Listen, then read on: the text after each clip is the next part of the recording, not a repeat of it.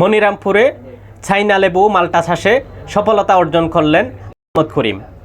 আবু রায়হানের তথ্যচিত্রে দেখুন বিস্তারিত।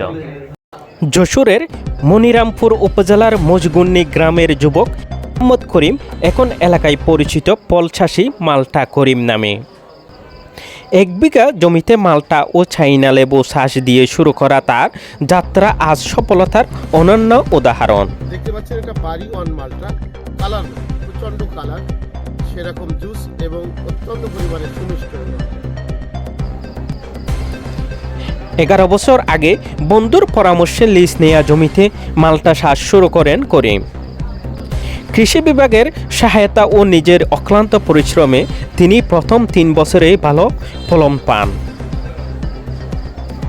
ধীরে ধীরে 1 বিঘা থেকে তার বাগান এখন দাঁড়িয়েছে 25 বিঘায়।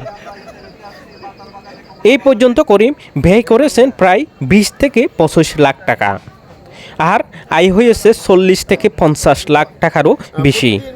মোটামুটি 50 মন মতো মালটা আমরা এখন হারভেস্ট করছি। এটা দামও অনেক বেশি, প্রায় 6,000 টাকা প্রতি মন। সেই হিসাবে আমরা আশা করছি এই বাগান থেকে আমাদের এরকম 30 লক্ষ টাকার মতো মালটা আমাদের চলিত মৌসুমেও তার বাগানে বাম্পার ফলন হয়েছে বলে জানায়।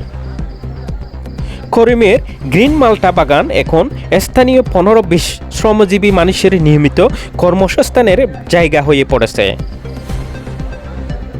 কৃষি বিভাগ জানিয়েছে মনিরামপুরের মাটি মাল্টা ও চাইনা লেবু চাষের জন্য অত্যন্ত উপযোগী। করিমের সাফল্য এলাকায় তরুণরা ফল চাষে আগ্রহী হয়ে পড়ছেন। একজন সাধারণ যুবক থেকে সফল উদ্যোক্তা হয়ে ওঠার করিমের এই গল্প অঞ্চলের সকলের জন্য উদাহরণস্বরূপ। মোটামুটি 27 লক্ষ টাকা মতো বিক্রি হয়ে গেছে। আর যে ফল আছে তাহলে সেই ফল আমরা আশা করছি যে আরও 3 লক্ষ 4 লক্ষ টাকা আসতে পারে।